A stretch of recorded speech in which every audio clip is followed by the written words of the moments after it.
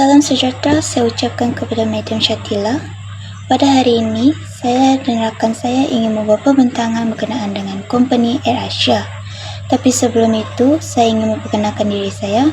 Nama saya Elisandra Nasikon yang memegang nombor metrik 20 DPM50123 dan ahli kumpulan saya pula adalah Nur Akila Wahida binti Syam yang memegang nombor metrik 20 DPM2F2059. The introduction of company AirAsia is a leading low-cost carrier in Malaysia, commenced operation from 1996, founded in 1993. With its motto of "Now everyone can fly," AirAsia has transformed the way that travelers in Asia use air travel as a mode of transportation by providing cheap flights to several destinations. The company has spread to overseas regional subsidiaries and operates domestic and abroad routes. AirAsia has been recognized for innovation, cost leadership, and its strong commitment to customer service. The objective of the trade union of company AirAsia have 5, which is number 1 is safeguard the rights and welfare of the employees. Number 2 is maintain fair employment standard and safe workplace. Number 3 is representative employees in negotiation with the employers.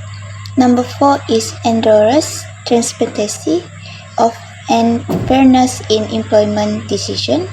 Number 4 is offer a room for settling grievances and dispute matters in mixed. So for the next slide is benefit of trade union for employee and the company. But the benefit for employees have 4, which is for number 1 is strength in numbers to negotiate fair wages, benefits and work conditions. Number 2 is legal and professional support in workplace disputes. And number 3 is stronger job security and protection from unfair treatment. And for the last one is representation in disciplinary matters of negotiations. I begin by explaining the benefit of trade union for both employers and the company. For the company, trade unions provided a clean channel for communication and negotiation with employers. They help build trust, motivation, and loyalty among staff. Unions also reduce employers' turnover and workplace conflict, and they support the company in complying with labor laws and HR best practice.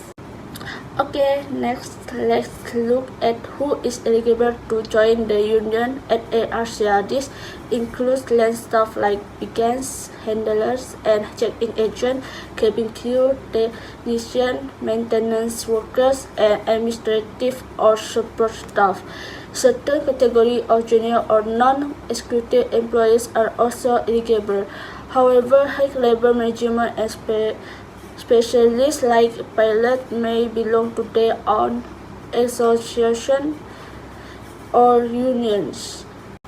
Finally, why should employers register as union member? Being a member gives employers collective power and a stronger voice.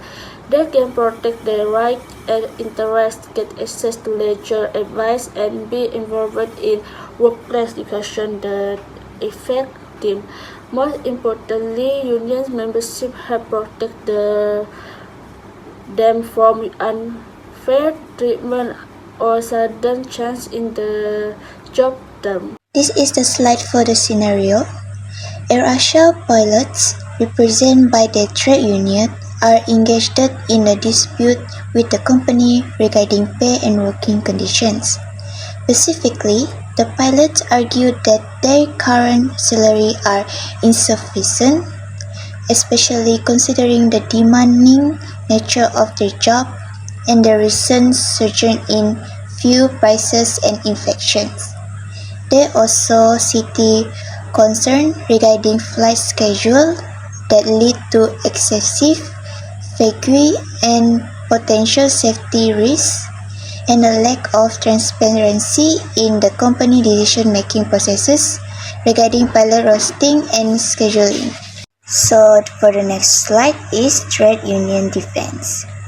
The AirAsia Pilots Trade Union initiates negotiation with the company representing data to support their claims of inadequate compensation and unsafe working conditions.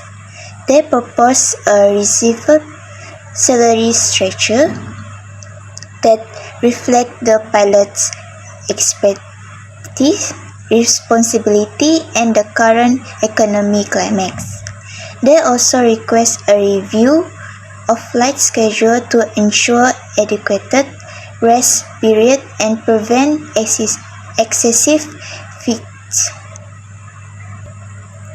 Furthermore, they advocate for greater transparency in rostering and scheduling processes, allowing pilots more input and precipitation in decisions affecting their work-life balance. So for the next slide is industrial action and dispute resolution. Initially, negotiations stalled with AirAsia management unwilling to concede on significant salary increases or operational changes. The trade union, after exhausting all avenues of negotiation, decided to take industrial action. They initiated a series of target actions starting with work to rule, where pilots strictly adhere to all regulations and procedures, potentially causes minor delays. If this doesn't yet result, they may escalate to a limit strike, affecting a small percentage of flights to demonstrate their resolve without causing widespread dispersion. Trade union resolves dispute. To resolve the dispute between the trade union and AirAsia management, several methods are used. First, mediation, which involves inviting a neutral third party to mediate in the negotiation. This helps to establish better communication and find common ground. If mediation fails, they will move on to arbitration, where the arbitration will make a final legally binding decision. Finally, public relation campaigns are also used by the union to garner public support and put pressure on the company to take action on the issue raised. Execution. There are several executions that need to be taken into account in resolving this dispute.